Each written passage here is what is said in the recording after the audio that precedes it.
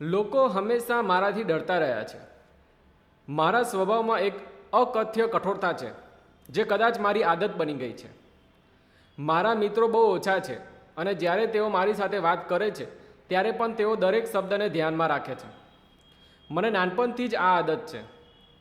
આ વલણ શાળામાં, પછી કોલેજમાં અને હવે ઓફિસમાં પણ ચાલુ છે. કોઈ છોકરામાં ક્યારેય મારી સાથે વાત કરવાની હિંમત નહોતી. ઓફિસમાં વસ્તુઓ તેનાથી પણ અલગ હોય છે. અહીં લોકો મને ગુસ્સે ભરેલી મેડમ કહે છે. મને ખબર છે કે તેઓ મારી પીઠ પાછળ આવું કહે છે, પણ મેં ક્યારેય તેને દિલ પર લીધું નહીં. મેં વિચાર્યું, ઠીક છે, ફક્ત તમારા પોતાના કામ પર ધ્યાન આપો, આ જ સાચું છે. પણ ઓફિસમાં એક વ્યક્તિ હતી જેને હું ગમતી હતી. તેની નજર મને અનુભવાતી હતી. જોકે તેની પાસે પણ આગળ આવીને કંઈ કહેવાની હિંમત નહોતી. ઓફિસના અવાજોથી મને પહેલેથી જ ખબર પડી ગઈ કે તે મને પસંદ કરે છે, પણ મેં હંમેશા તેની અવગણના કરી. કદાચ મને ખબર નહોતી કે કોઈ મારી નજીક આવી શકે છે તે કેવી રીતે બતાવવું. પછી એક દિવસ તેને પોતાનો ખચકાટ તોડવાનો પ્રયાસ કર્યો. કદાચ તે દિવસે તેની અંદરનો માણસ જાગી ગયો હશે. તે દિવસે હું ઓફિસના કોરિડોરમાં એકલી હતી. તે અચાનક મારી સામે આવીને ઊભો રહ્યો. મેં તેની સામે જોયું અને મારા સામાન્ય કડક સ્વરમાં કહ્યું, શું છે, મને કહો. તે થોડો ગભરાઈ ગયો. તેને ઉતાવળમાં કહ્યું, ના ના, કંઈ નહીં, મારે થોડું કામ હતું અને હું ભૂલી ગયો. મેં તેની સામે જોયું અને કહ્યું, આવું કંઈ બોલતા પહેલાં 10 વાર વિચારો, સમજ્યા? તે લાચાર થઈને ત્યાંથી ચાલ્યો ગયો. પછી તેને દૂરથી મારી સામે જોવાનું પણ બંધ કરી દીધું. મેં તે બિચારાની હિંમત તોડી નાખી. પણ આ પહેલી વાર નહોતું જ્યારે મને થયું કે હું આવી કેમ છું. શા માટે કઠોરતા હંમેશા મારો પહેલો જવાબ હોય છે. હું શા માટે બધાથી દૂર રહેવાનો પ્રયાસ કરું છું. હવે જ્યારે મને તે દિવસ યાદ આવે છે ત્યારે મને મારી જાત પર ગુસ્સો આવે છે. મેં તેને આવું કેમ અનુભવ કરાવ્યું? મારી કડકાઈ તેને વધુ દૂર કેમ ધકેલી રહી હતી? સાચું કહું તો હવે હું તેની નજરની રાહ જોઉં છું, પણ હવે તે દૂર રહે છે. જાણે હું માણસ નહીં પણ કંઈક બીજું છું.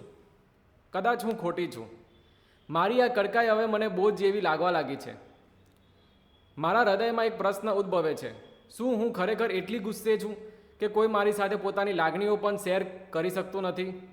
કે પછી હું મારી પોતાની દિવાલોમાં જ ફસાઈ ગઈ છું? હવે મને લાગે છે કે કાશ મેં તે દિવસે તેની વાત થોડી વધુ ધ્યાનથી સાંભળી હોત. કદાચ મને બીજું કંઈક કહેવાની હિંમત મળી ગઈ હોત. હવે મને મારી પોતાની અસભ્યતા પર ગુસ્સો આવે છે, પણ કદાચ હવે ઘણું મોડું થઈ ગયું છે. ઓફિસમાં મેં તેને ક્યારેય અન્ય લોકોની જેમ અપ્રસ્તુત બાબતો વિશે વાત કરતા કે સમય પસાર કરતા જોયો નહીં. તે હંમેશા પોતાના કામમાં મગ્ન રહેતો, જાણે તેને દુનિયામાં કોઈ રસ જ ન હોય. મને પહેલાં ક્યારેય આવું લાગ્યું નહોતું, કારણ કે તે મારી આદત હતી. હું ફક્ત થોડીક પસંદ કરેલી છોકરીઓ સાથે જ કામ સંબંધિત બાબતોની ચર્ચા કરતી હતી અને બાકીની બધી છોકરીઓ મારાથી અંતર રાખતી હતી. પણ હવે જ્યારે હું તેના વિશે વિચારું છું ત્યારે મારા હૃદયમાં એક વિચિત્ર બેચેની અનુભવાય છે. હું ઈચ્છું છું કે કોઈ તેની સાથે વાત કરે, કોઈ મને કહે કે તે શું વિચારે છે. તે દિવસ પછી તેને કેવું લાગ્યું? શું તેને મારા કઠોર સ્વરને હૃદય પર લીધું, કે પછી તેને મને સંપૂર્ણપણે અવગણવું વધુ સારું માન્યું? હવે મને એ જાણવાની પણ ઉત્સુકતા છે કે તે વ્યક્તિ અંદરથી કેવી છે. શું તે ખરેખર એટલો સારો વ્યક્તિ છે જેટલી હું વિચારું છું? મેં ક્યારેય તેના વિશે બહુ વિચાર્યું ન હતું, પણ હવે મને તેની યાદ અવારનવાર આવે છે. હું ઈચ્છું છું કે કોઈ મને કહે કે તે કેવા પ્રકારનો વ્યક્તિ છે. જ્યારે પણ હું તેનો શાંત દેખાવ અને અચકાતા ચહેરાને યાદ કરું છું ત્યારે મને લાગે છે કે મેં એક કિંમતી સંબંધ ગુમાવી દીધો છે. કાશ મેં તે દિવસે મારો અવાજ થોડો ધીમો કર્યો હોત. કાશ મેં તેને સાંભળવાનો પ્રયાસ કર્યો હોત. હવે મારું હૃદય એ વિચારીને ભારે થઈ જાય છે કે શું તે હજુ પણ મને એ જ રીતે જુએ છે જે રીતે તે પહેલાં જોતો હતો. હું મારા આ ગુસ્સાવાળા વલણથી કંટાળી ગઈ છું, પણ આ છબી મારી પોતાની રચના છે અને તેમાંથી બહાર નીકળવું સરળ નથી. દરરોજ જ્યારે હું તેને જોઉં છું ત્યારે તેનો ચહેરો મારું હૃદય તોડી નાખે છે. હવે તે આંખનો સંપર્ક ટાળીને મારી પાસેથી પસાર થાય છે. હું તેને રોકવા માંગુ છું, તેની સાથે વાત કરવા માંગુ છું, પણ તક મળતા જ મારા હોઠ બંધ થઈ જાય છે. એક દિવસ મેં નક્કી કર્યું કે હવે હું આ કરી શકતી નથી. હું મારા ગર્વ અને ખચકાટને બાજુ પર રાખીશ. મેં તેને ઓફિસના કોરિડોરમાં જોયો. તે ફાઇલોમાં વ્યસ્ત હતો.